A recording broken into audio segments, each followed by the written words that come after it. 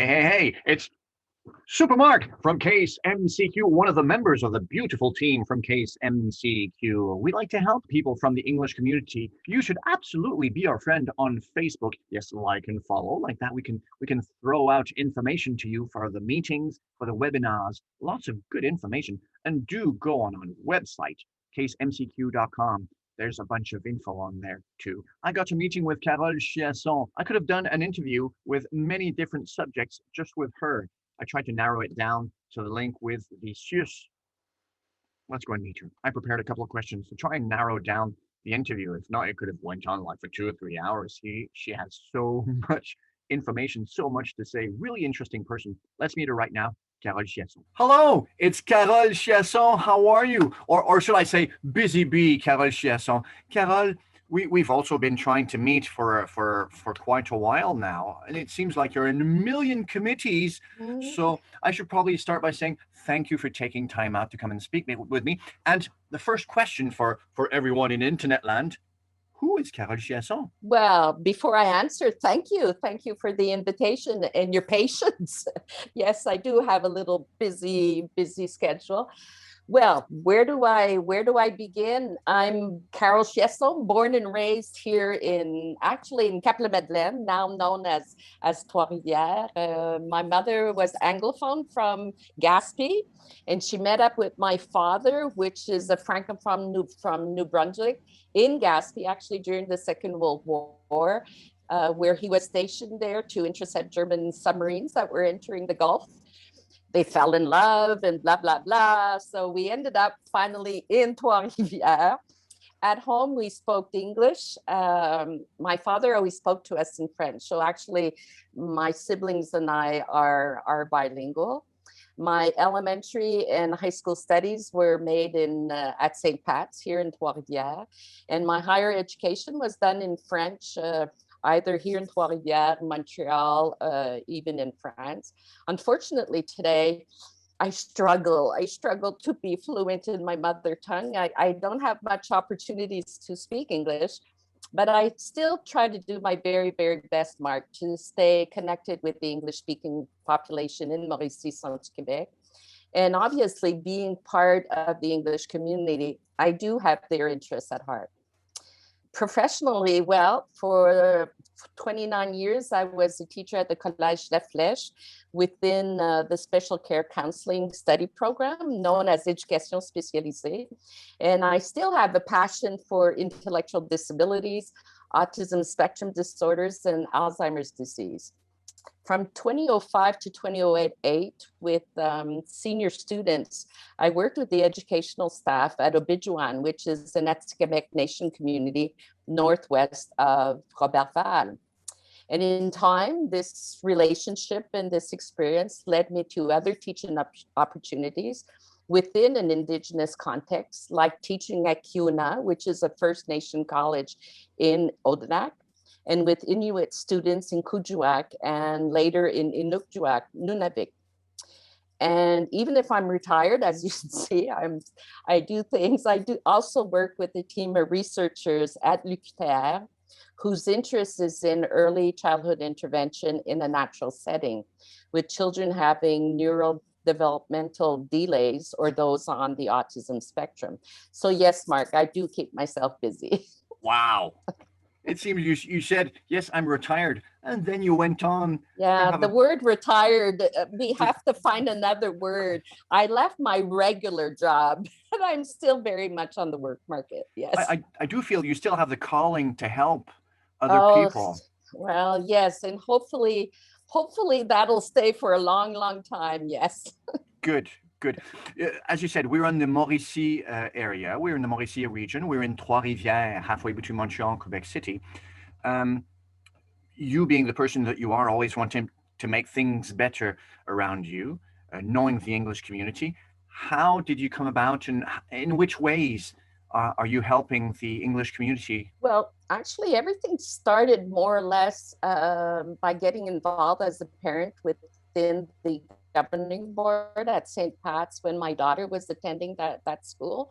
So that we're going back several years here. She'll be 30 actually this summer, and being active in different subcommittees, both on the regional and provincial level.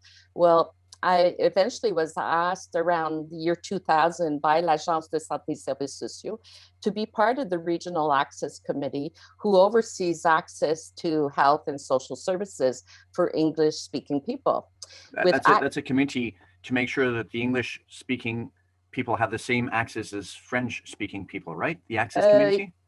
Yes, allowing people that are from the English-speaking population that need services in English, that they can ask for it. So it's not necessarily that person right in front of them that will be giving the service in English, but the CIUSS has a responsibility to look amongst their staff who can translate or who can give this services. So it's in the law actually. And at the beginning in year 2000, with different active members, and maybe some of your spectators know Charlotte, we used to call her Char, Doucette, which was a very, very active member from the English community. Steered by a designated person from l'Agence de Santé et Services Sociaux, we worked on the program of access for the English-speaking population it served, and we did the follow-up of its implementation. In 2018, I joined the CIUSSSMCQ's board of directors as an independent member with the profile of expertise in youth protection. I don't know if I have expertise, but I have experience. And as a member, I also participate in 4 different committees, one of which is the Regional Access Committee today. And in all of these meetings and discussion, I'm very attentive to how the decisions taken could or will impact or benefit the English-speaking population. Okay, so you're on the Access Committee without being there specifically for the English language. You're there to help with learning disabilities, but you've got an attentive ear to help the English community. Is that what you're saying? Well, there's 2 things. Being on the board of directors is one thing. And as you mentioned, on the board of directors, I don't represent the English community, but I am from the English community. And when I do speak in French, I do have the accent. So obviously I have a keen interest on what's going on, and my colleagues know that. And then there's another instance, which is the Committee for the English Access Committee. And the people that are on the English Access Committee are people from the community. We have people representing le Centre du Québec, so on the South Shore, and we have people on the North Shore, Trois-Rivières. We'd love to have people from La Tuque. So if anybody's listening to us, it would be nice to have people there. So it's 2 different things. There's the board of directors, and then we have other committees. And this access committee is composed, obviously there's people from the CIUSS, but it's people from the English community. Since you have a foot in each door in all of these different committees, being a young retiree, have you seen a positive change regarding the English community and helping people that speak English in the greater Mauricie area? Definitely. And we have to go back a while, because we had la Régie des services sociaux, and then we had l'Agence des santé des services sociaux, and then since 2015, we have the CIUSS, le Centre intégré universitaire des services de santé et services sociaux Mauricie Centre du Québec. Yeah, all the different reforms and yes, and exactly. fusions. Yes, and before, well, people that were there were trying to do the best job that they were doing, but you need a willingness to do things. And with the CIUSSSMCQ, and I mean, I've been with them in the beginning concerning the Access Committee, and they have a genuine willingness to act, to play an active role. And they really want to deliver what they are delivered with the Quebec Act, respecting health services and social services. So the different designated officials from the CIUSSSMCQ, they're very, very proactive in working with the members of the Access Committee in co-constructing, and I'd like to emphasize on that, they're not telling us what to do. We're telling them these are the needs that are there, and they're working with us, definitely. So definitely in co-constructing means that will serve the English community. So we're not just talking, we're acting, and we're seeing results. Oh, For good. instance, before we had mentioned many times the need to have access to documentation in English, whether it's someone that's dealing with diabetes or that has heart conditions and whatever. Well, we're always confronted with documentation that was given in French. And with our seniors, that is a challenge. They need information in English. So we kept bringing this up for the last 20 some years, and we get little steps. But with the CIUSS, we're getting great steps. And you probably noticed that there's an English side to the website of the CIUSS. It's still in progress. There's still a lot of work that has to be done, but the momentum is there and the willingness is there. So it's very stimulating to work with them. Yes, I have been on the CIUSSMCQ's website, and I did see the English tab. Went through it. There is a lot of information. We can see there's more information still in the French part of the website. Let's say I'm an English-speaking person and I see that the information exists in French but not in English. What could I do? Which door do I knock on? Who do I ask? Well, anyone that has noticed that would like to have information, because also the CIUSS has a Facebook page, so they can follow things, especially in this pandemic. It's interesting to follow their webpage, their Facebook page, I should say. If there's any concerns of having information only in French, I highly suggest that it be brought up with one of the members of the Access Committee. And by saying this, I realized that it's not even, I wouldn't know where to find that on the website. So I'm going to keep that in mind to see how we can work that out. And I would also suggest that somebody could bring that up with CASE, because CASE works closely with the CIUSS yes, exactly. And they're really, they bring about the underlying matters that have been brought up to them. And the CIUSS is working very closely with them to improve it. So yes, I would suggest those two different accesses, yes. Point taken, thank you.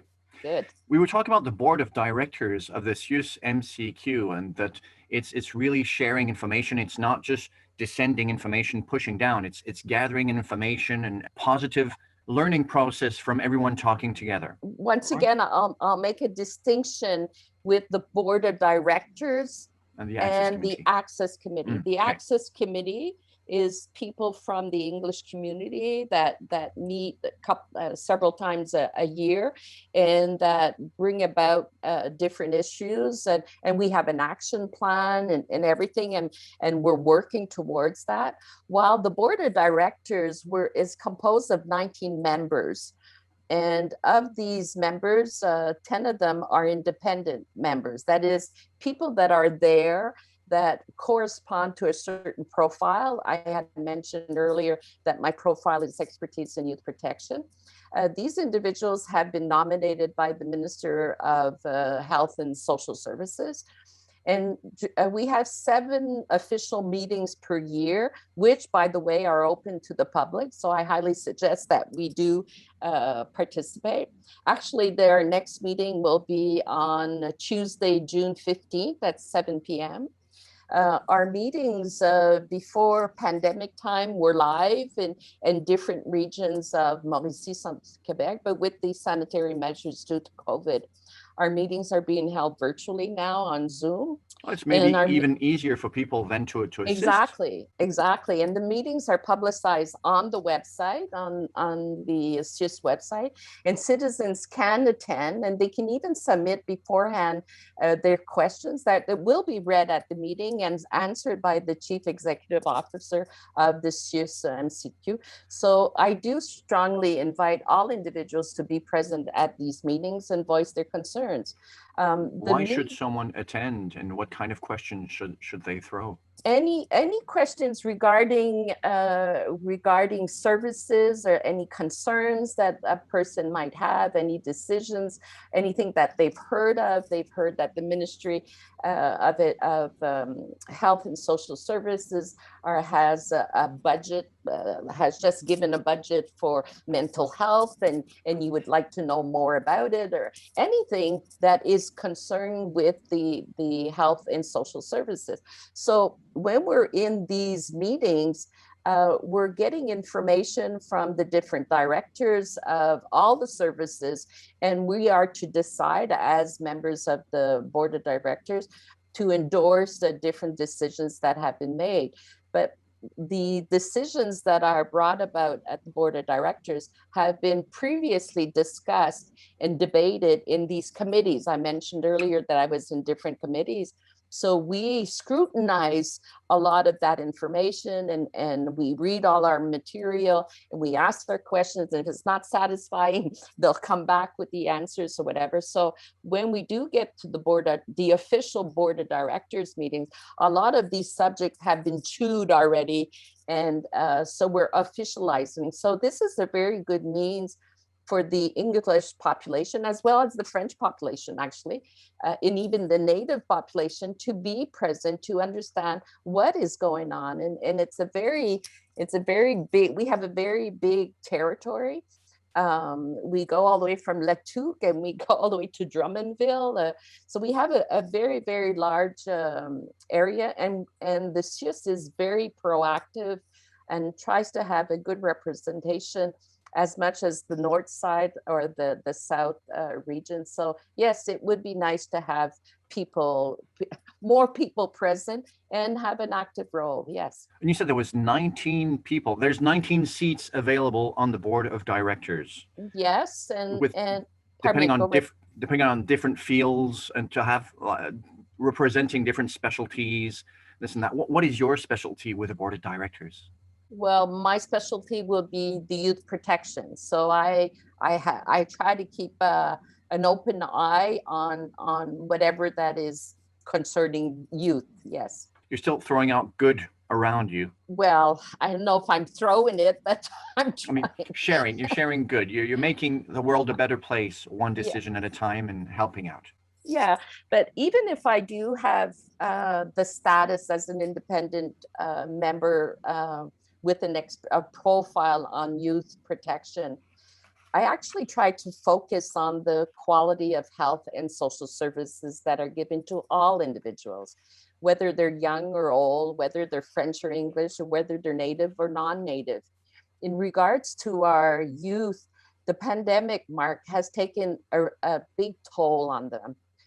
There have been more reportings of physical and sexual abuse of children, unfortunately, and of child neglect. So I, like my colleagues, are following this very, very closely with the concerned authorities of the CIUSS to ensure that our youth are getting the services needed to deal and to cope. So we know the effects that will be happening on them. So once again, I'm repeating, but the people at the CIUSS are really working hard and trying to think outside the box, because we are all in pandemic. We're all in this and they're doing a great job. And on the other hand, you probably heard of it, there's the report of the Special Commission on the Rights of Child and Youth Protection that has been presided by Madame Régine Laurent, entitled "A Willingness to Act for Our Children." It was submitted last week. So I will be following how the CIUSS will meet its recommendations. Thank you so much for doing that. It turns me upside down inside when just thinking of how the pandemic and general life is a bit hard for the children. There's needs that are there, and you know, when we say hi to someone and we smile to someone and we pick up the phone and talk to a friend, let's do it. But even if it's over a year now that we're in it, sometimes people don't always say what they're feeling and whatever, and just to have that hello, that little tap, or like we did a little bit earlier, to tap in our, even if we're Well, it might be a very simple and plain action, but it's very meaningful. So yeah, there's people that are struggling out there, unfortunately. We need to say hello and pick up the phone, okay? If you're listening to this, pick up the phone, phone someone that you think who's maybe a bit more alone, or you're going to spread sunshine that way. Yeah, and tell people you love them, you know? Yes. Yes, there's nothing wrong in saying it. Carol, we don't know each other a lot, but I love you. Same here, same here. Okay, you were talking about with the board of directors, you're specialized with youth care, special needs. And so I was just thinking, if a parent of a child, they start realizing that maybe their little bundle of joy needs a little extra help, or needs to be accompanied in a special way, that the child walks to the beat of a different drum, where can they go to? Where can they knock on the door? How can they go reach out and get help? Well, usually a child that has developmental issues will be screened by an educator. Either they're in the child care setting, or something or at school in kindergarten or pre-K. So they're usually screened and by the educator, by the teacher, and then they'll be referred to necessary services. And in the process, if a parent is unsatisfied with the services that are rendered, and we're talking, I would imagine your question is also for the English community there. Yes. So let's say unsatisfied for the services rendered in English, for instance. Well, we suggest that they go up a level, okay? Let them go see the head of staff. And if it's unsatisfactory there, well, let them go up. And the more people voice their concern, it will be shaking the tree a little bit. So yeah, but I'd like to say that the people that I've been working with, because I get to see them at different levels as a teacher, I teach these educators, or at least I taught them, and I'm still teaching native educators. And now I work with them. On the other hand, being with the board of directors, I see them from another prospect. But I can really say that they're very, very, very dedicated to giving the best care possible. But we're all in trying times. I mean, how do you give early intervention when you physically can't be there? But the educators have been very, very creative and creating different tools and coaching the parents, either through phone or like we're doing now in Zoom or whatever. So yeah, people are really working hard. I do think that everyone that works in health do it with their heart, that there's a wanting to help other human beings. Well, we're social beings, aren't we? And these people have a big heart. Yes, definitely. So before we start to complain, I think we have to look around and see. But it's understandable that people can be frustrated, because these are trying times, and it's not a short-term trying time. It's been going on for over a year now. Hopefully everybody will be getting vaccinated, and will be motivating other people to get their first and their second dose of vaccination. Actually, I saw that you got yours. Good for you. Good for you. So have I. Part of the solution. I'm part of the solution. Yes, yes. And we still do have to continue the sanitary measures. So to wear the mask and keep your distance and wash your hands and everything. And the more people do that, well, should have a nice barbecue sometime this summer, hopefully. Coming back to normal. Yes, it's we need to row in the same direction in our boat. Yes, we'll get back to normal. On a lighter note, in your million things that you're still doing, you said that you were still teaching. You was teaching also to natives, our First Nations. That must be very interesting. It is, actually. As I mentioned earlier, I was introduced to this context through a former student when I was at the Collège La Flèche. So that was my first meeting with the Atikamekw Nation in Obidjouan. And from there, I got other opportunities. I got to teach at Manwan, which is another Atikamekw community north of Joliette. And eventually that opened the door at Kiuna. So I give a class per semester at Kiuna, and it's always in the same study program, special care counseling program. And this experience has opened other doors. And now with the researcher team that I'm working with the university, there's an interest to do research with the children on the spectrum in the Native communities and different communities. So I'm still stimulated, and, Wow. and it's a nice challenge too. And it's funny because I'm English, but I never taught in English. I always worked completely in French. And I remember telling my husband I would love to finish my career by teaching in English. And here I had the opportunity to go up to Kuujjuaq in Inukjuaq in Nunavik 5 times from 2018 till actually the last time I was there in March 2020. And I gave my classes in English, and it was like, I can't teach in English. So it was like I was teaching in another language because I studied in French. I know my field in French.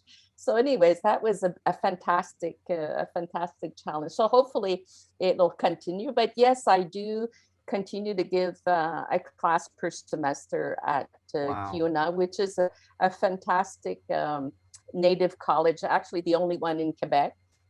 So if anybody goes in the area of Odanak, I highly suggest that they do stop and check it out. I did go to the museum. They renovated the Yes, museum a couple of years ago, and it's beautiful. I it do is. highly recommend anyone to go and Yes, see the museum in Odanak.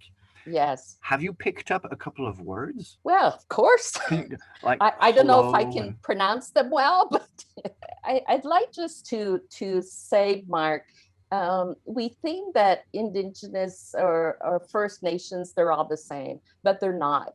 There's 11 nations that are there that do have similarities, but they are very different. So hopefully when people are interested, will be able to decipher what it is. In our region, Mauricie, Centre Quebec, we're on 2 native territory. So on the south shore, we're on the Abenaki Nation. So we have 2 communities there, Wodinak and Odanak. And on the north shore, always in the Mauricie region, there's 2 communities, the Atikamekw communities that are there. So we're very privileged to be on this territory. And what's interesting is that the Atikamekw Nation, their language is very, very alive. Unfortunately, there's many nations that have lost their language through many reasons. So yes, when we say hello to someone, we'll say kwe. And yeah, kwe. And sometimes we'll say kwe. So if you want to be friendly. And you can say miigwech meaning thank you. You could say that in Atikamekw, even the Innu will use. And I'm not sure if I'm pronouncing this, but we say machachi for goodbye, au revoir. Machachi. Yes, it's MATCACI. Phonetically, because I think it would be written in a different way. But yeah. Well, and no disrespect to anyone if we're saying. No, you know what? No, definitely. Carol, I'll probably ask you to hook me up. I'd like to so much to do an interview with someone from the First Nations. Oh. So, Carol, thank you for being you. Thank you for everything you're still doing. You're still a ball of good energy. And thank you so much for taking time out to speak with me. Well, thank you very much for offering. And I'll say once again, the English community is still very present. And I do hope that they continue to be involved. And hopefully we'll see someone at the Board of Directors meeting shortly. Take good care. Miigwech. Yeah. Okay, take good care, Mark. Bye now.